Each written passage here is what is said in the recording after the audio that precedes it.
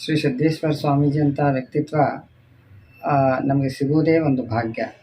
ಅಂಥ ವ್ಯಕ್ತಿತ್ವ ಹುಡುಕಿದ್ರೂ ಸಿಗೋದು ಕಷ್ಟ ಐತಿ ಈಗಿನ ಕಾಲದಲ್ಲಿ. ಆ ರೀತಿ ಬದುಕೋದು ತುಂಬ ಕಷ್ಟ, ಎಲ್ಲರಿಗೂ ಸಾಧ್ಯವಾಗದ ಮಾತು. ಅವರು ಸಾಮಾನ್ಯ ಮನುಷ್ಯನು ಎಷ್ಟು ಸರಳವಾಗಿ ಜೀವನ ಮಾಡ್ಬೋದು ಅನ್ನೋದು ಅವರು ತಮ್ಮ ಜೀವನದ ಮುಖಾಂತರ ತೋರಿಸಿಕೊಟ್ಟಿದ್ದಾರೆ.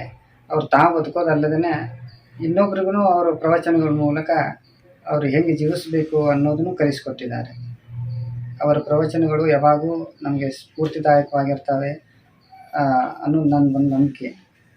ಅವರ ಪ್ರವಚನಗಳು ಈ ಕಲಾವಿದರಿಗೆ ಇನ್ನೂ ಹೆಚ್ಚಿನ ಸ್ಫೂರ್ತಿ ನೀಡ್ತವೆ ಅಂತ ನನ್ನದೊಂದು ಸ್ವಂತ ಅನುಭವ. ಅವ್ರ ಮಾತುಗಳಲ್ಲಿ ನಕಾರಾತ್ಮಕವಾದಂಥ ಮಾತುಗಳೇ ಇಲ್ಲ.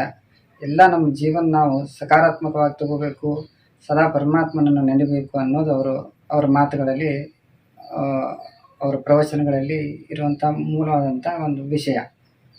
ಅದಕ್ಕೆ ನಾವು ಸದಾ ಪ್ರಸನ್ನರಾಗಿರ್ಬೇಕಂದ್ರೆ ಏನು, ಇನ್ನೊಬ್ರು ಕೆಟ್ಟದ್ದು ಮಾಡಬಾರ್ದು ಅನ್ನೋದು ಮೂಲವಾದಂಥ ವಿಷಯ.